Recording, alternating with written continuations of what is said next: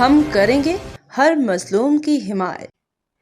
السلام علیکم، میں ہوں حورین فاطمہ اور آپ دیکھ رہے ہیں حمایتی نیوز HD چینل۔ نظر ڈالتے ہیں آج کی اہم خبروں پر۔ روزنامہ Hamayati news report Ahmed Deen Hamayati online game PUBG accounts کے نام پہ فراڈ کا انکشاف، متعدد افراد سے رقم بٹورنے کا الزام۔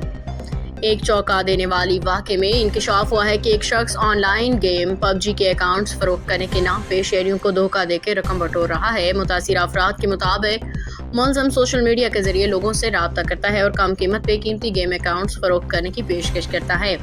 ذرائع کے مطابق ملزم پہلے خریداروں کا اعتماد حاصل کرنے کے لیے سستے داموں اکاؤنٹ فروخت کرنے کی بات کرتا ہے۔ جب کوئی شخص اس پہ یقین کر کے رقم ادا کر دیتا ہے تو وہ عارضی طور پہ ان اکاؤنٹ کی لاگ ان تفصیلات فراہم کر دیتا ہے، تاہم چند دن بعد ہی وہی اکاؤنٹ دوبارہ ریکوری کے ذریعے واپس اپنے قبضے میں لے لیتا ہے، جس کے بعد خریدار نہ تو اکاؤنٹ استعمال کر پاتا ہے، نہ ہی اپنی رقم واپس حاصل کر سکتا ہے۔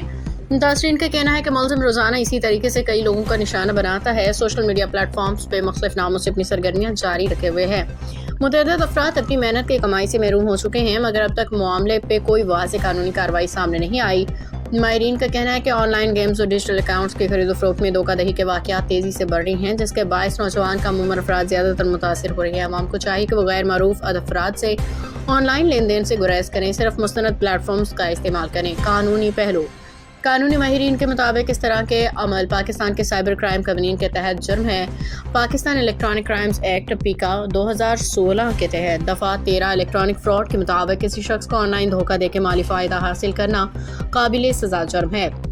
جرم میں ملوث شخص کو 7 سال تک قید اور لاکھ روپے جرمانہ ہو سکتا ہے۔